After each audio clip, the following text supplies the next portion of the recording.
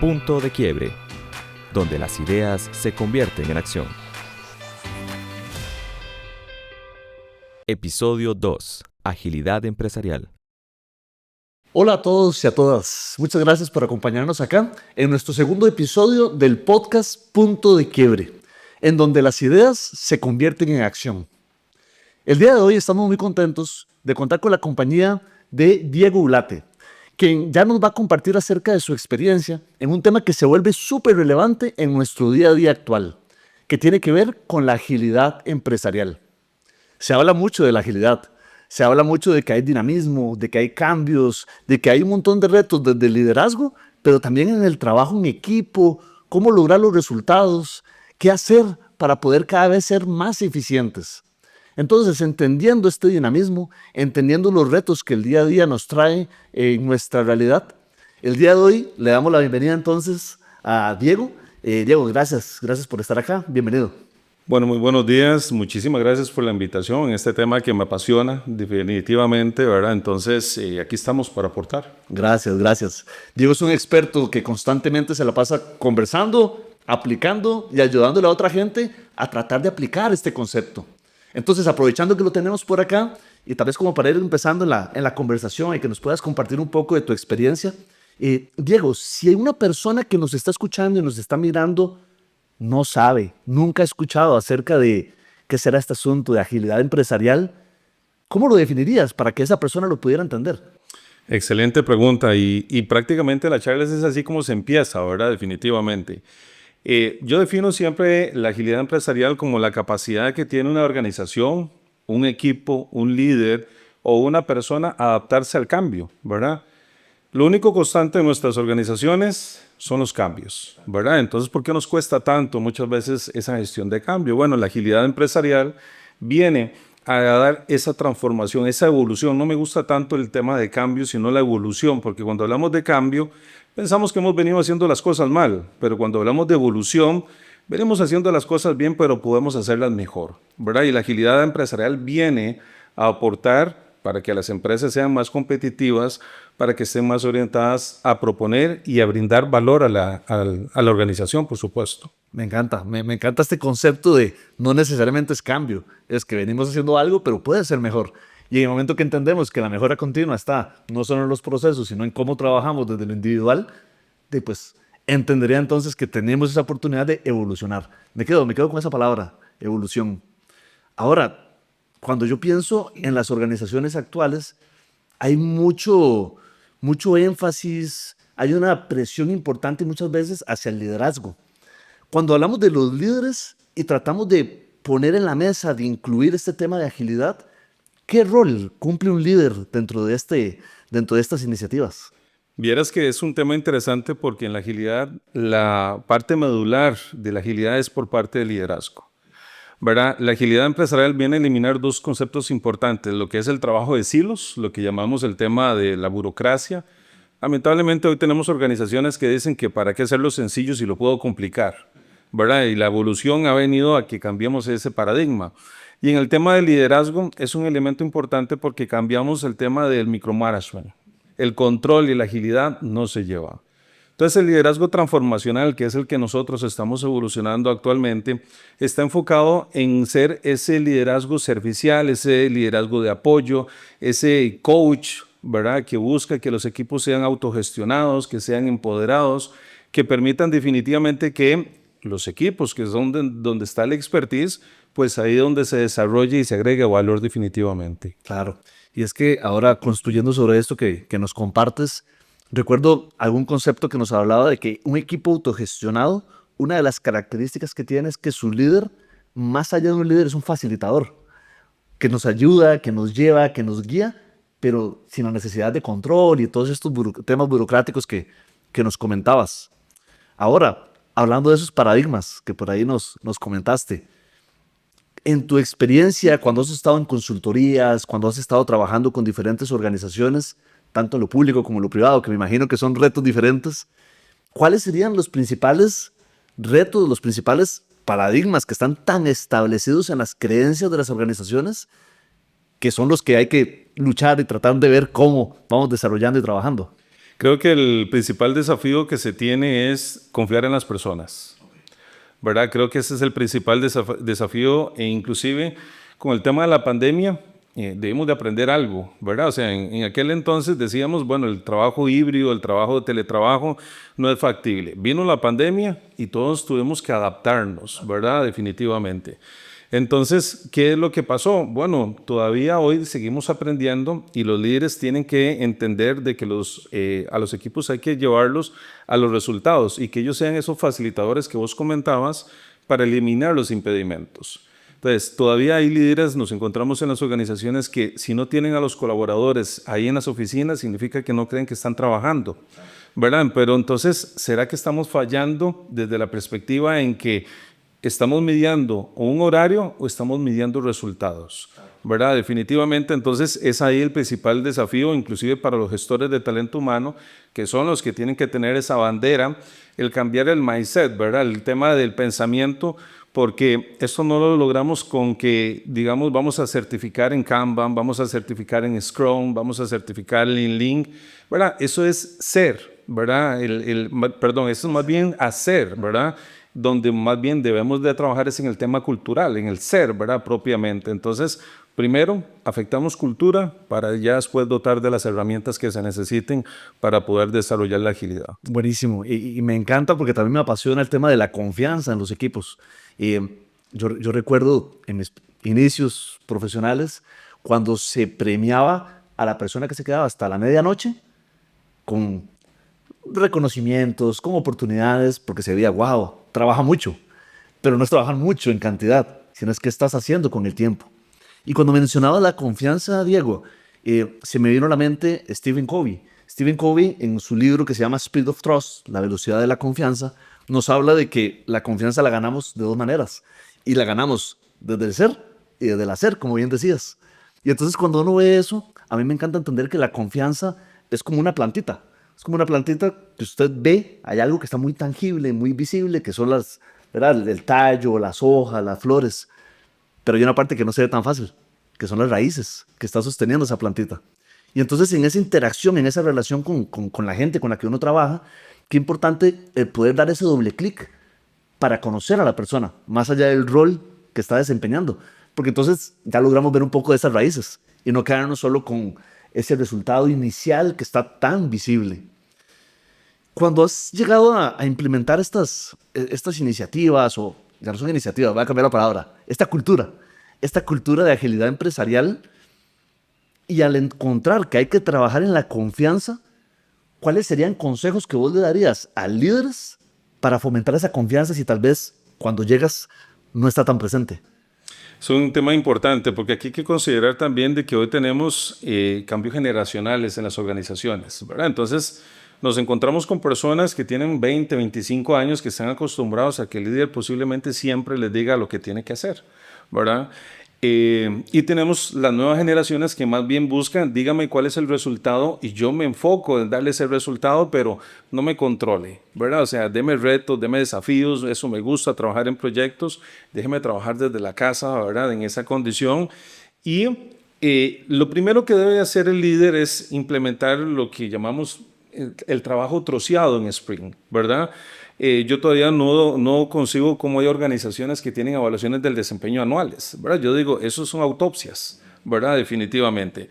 Pero ¿Ya para qué? ¿Ya para qué? ¿Verdad? Exactamente. Pero entonces si el líder comienza a trocear el trabajo, le da propósito, le da meta, le da sentido a los equipos mensualmente, planificar el trabajo de 4 semanas, va a tener una retroalimentación constante, un feedback constante, ¿verdad?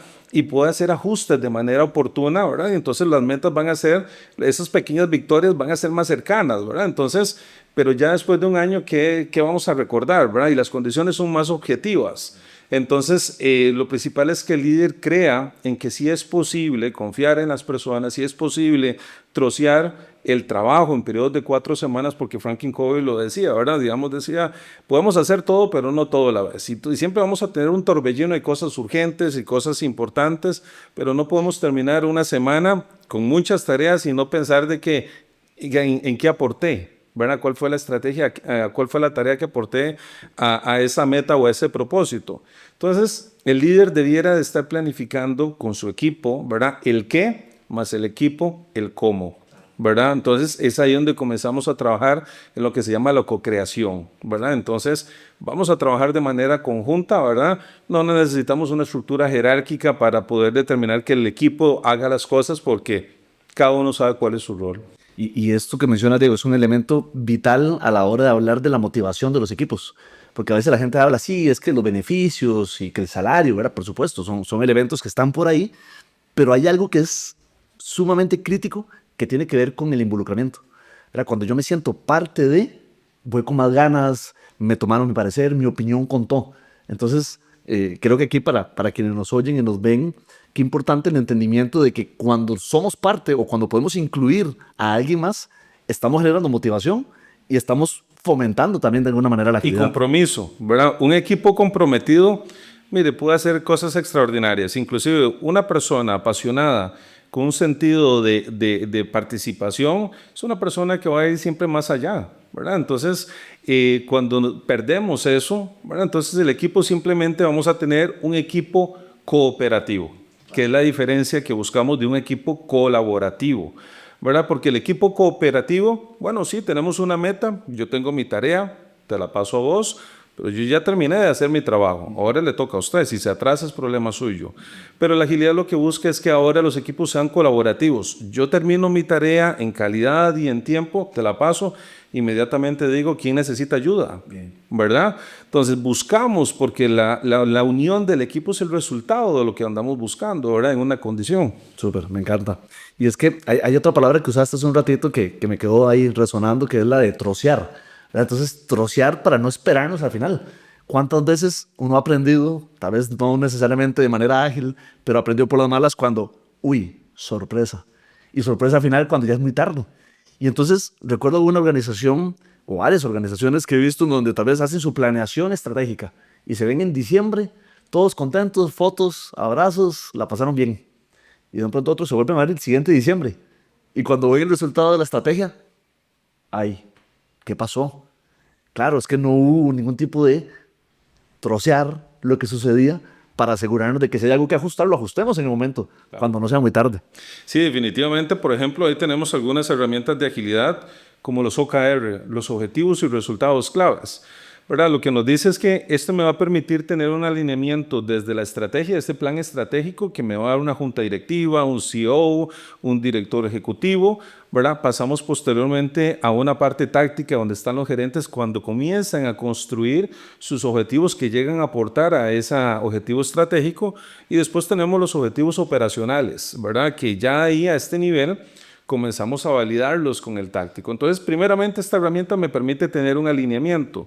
Ahora bien, ¿cuál es la medición de un OKR trimestral? ¿Verdad? No lo estamos haciendo en esa condición anual.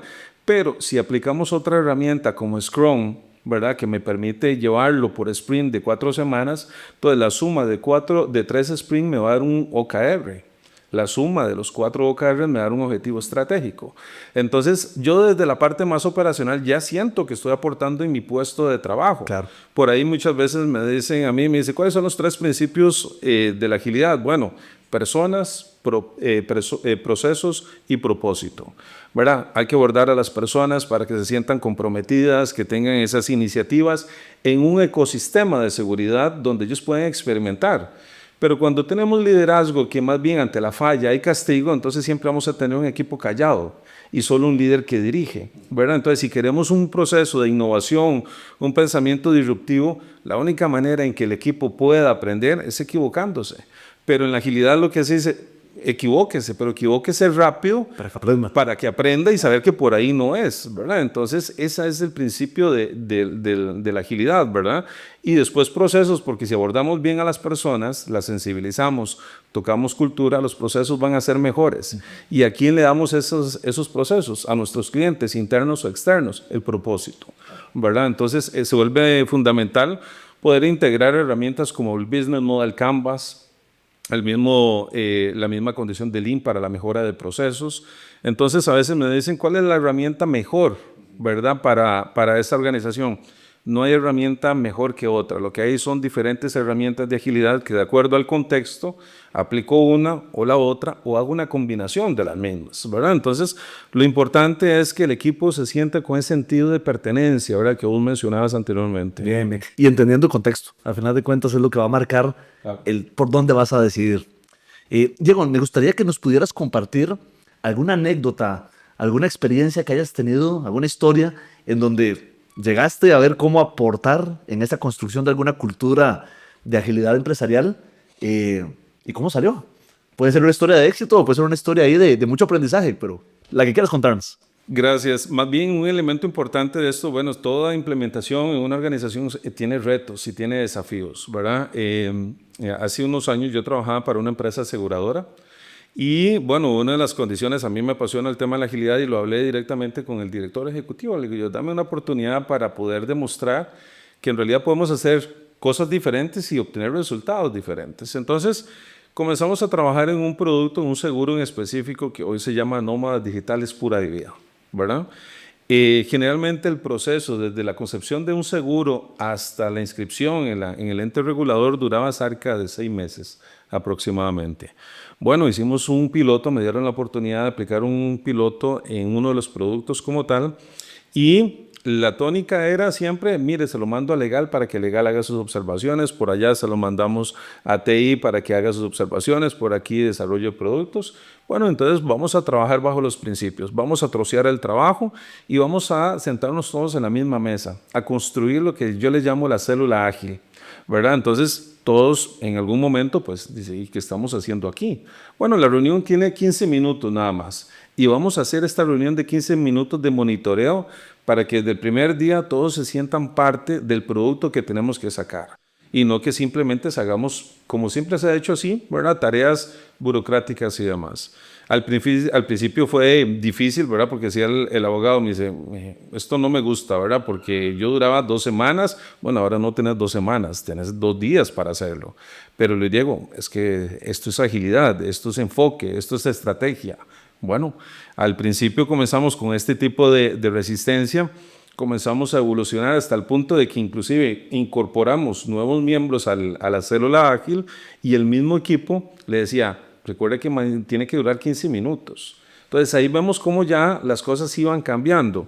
La forma de trabajo, bueno, imagínense que en 2 meses y medio, mucho 3, ya teníamos escrito el seguro, ¿verdad? Versus 6 meses que durábamos como tal.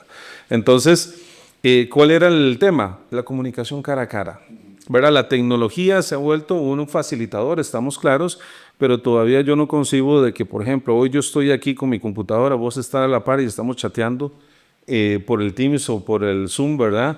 Y perdimos esta conexión, ¿verdad? O todavía tenemos reuniones virtuales que son muy bien para trabajos híbridos, pero no tenemos todavía el tema de las cámaras abiertas, ¿verdad? O peor aún, traemos a los muchachos a las empresas supuestamente para que sea más productivo y hacemos reuniones virtuales estando en la presencialidad, ¿verdad? Entonces, esta experiencia nos permitió demostrar de que sí podríamos, pero lo principal era que, si bien es cierto, yo era el líder, era uno más del equipo que estaba ahí para apoyarles, eliminar impedimentos, habían desafíos, las cosas no salieron muchas veces como se pensaba. Bueno, pero el de levantar la motivación del equipo, decir, bueno, en esta no se logró, ¿cómo lo hacemos diferente? No era señalar al culpable, porque muchas veces ese es el problema, ¿verdad? Es muy fácil señalar quién se equivocó, ¿verdad? O que dicen, ¿por qué me regaña a mí si fue él el que cometió el error? No. Él es parte del equipo, ¿verdad? Entonces, un portero, si se equivoca, es un gol. ¿Y quién va perdiendo? Todo el equipo, ¿verdad? Entonces, no podemos decir, es que el portero fue el que cometió el error, pero ¿cuántos votó el delantero? ¿Verdad? ¿Quién no estuvo en la media cancha ahí haciendo la distribución, la contención? Entonces, siempre el tema de las implementaciones, tanto en pública como en privada, que me ha tocado la oportunidad de acompañar, siempre ha sido ese cambio de paradigma, ¿verdad? La resistencia de que por qué lo hacemos así, no podemos hacerlo de esta otra manera, ¿verdad? Pero se pueden hacer frutos bastante importantes. Gracias por compartir la experiencia. Para ir cerrando nuestro episodio, y tal vez en la misma analogía del fútbol, también me gusta. Si pensamos que tenemos aquí algunas personas que nos están escuchando, nos están viendo, que nunca han vivido en una cultura ágil, o tal vez sí, no lo saben, pero tal vez no han tenido una estructura o alguna guía de este tipo, ¿cuál sería? Porque nos has compartido y nos has comentado varias herramientas, varios modelos que estoy seguro de que ya están ahí tomando nota, ¿verdad? Para poder aplicar. Pero ¿cuál sería así? Una herramienta, una recomendación que vos harías, el pase. El pase al gol para que ese chico o esa chica que nos está escuchando pueda llevar como esa propuesta a su equipo de trabajo y que sea un arranque, por lo menos una luz para empezar a vivir en una cultura ágil. Bueno, yo creo que primero que todo, para poder hacer una implementación, lo primero es el diagnóstico para conocer cuál es mi cultura, ¿verdad? Hoy hay organizaciones que uno pregunta, ¿qué tipo de cultura tenemos? No sé, ¿verdad? Nunca hemos hecho un estudio. Bueno, será en el libro del reinventar de las organizaciones de la RU, ¿verdad? Ahí nos establece, bueno, tenemos culturas amarillas que están muy estructuradas, las rojas que son muy directivas, ¿verdad? Y aspiramos a la cultura teal, que son por colores, donde no es solamente dejar hacer, sino que cada uno conoce su propósito y su rol. Entonces, aquí un elemento fundamental para poder iniciar es establecer cuál es nuestro diagnóstico de cultura. Y si queremos ya comenzar a sensibilizar a los equipos, hay que comenzar a decirle por qué es importante para la organización implementar la agilidad empresarial antes de tomar en cuenta alguna de las herramientas ágiles, ¿verdad? Porque entonces el colaborador dice, ya entiendo por qué la organización quiere esto, porque quiere que seamos más adaptativos, que queramos que seamos flexibles, que no seamos tan estructurados, que comencemos a innovar. Entonces ya vemos ese sentido y la resistencia al cambio comienza a disminuir. A veces la resistencia al cambio es por la incertidumbre, es por la falta de comunicación clara y transparente. Entonces, primero que todo, creo que haciendo un diagnóstico, sensibilizándole a la organización, y ahora sí, siempre recomiendo como una primera herramienta ágil el OKR, ¿verdad? Que ese es el que me da el propósito de la visión, la misión a nivel organizacional y cómo lo puedo llevar hasta los niveles más operacionales. Muy bien. Estamos hablando de pura claridad entonces. Gracias Diego por compartir este ratito con nosotros. Estamos muy contentos de haber contado con tu presencia, con tus consejos y con tu experiencia. Para todos y para todas, gracias por unirse a este episodio, entendiendo que cuando hablamos de agilidad empresarial, estamos hablando de personas, estamos hablando de procesos y estamos hablando de propósito. ¿Cierto, Diego? Correcto. Lo aprendemos bien. Así que a poner en práctica, a tratar de seguir aprendiendo para hacer nuestra vida más sencilla y también la de la gente que esté alrededor nuestro. Nos vemos en nuestro próximo episodio de Punto de Quiebre, donde las ideas se convierten en acción. Gracias, Diego. Gracias. Punto de Quiebre. Este podcast es producido por el Centro de Desarrollo Gerencial y el programa OSIAC.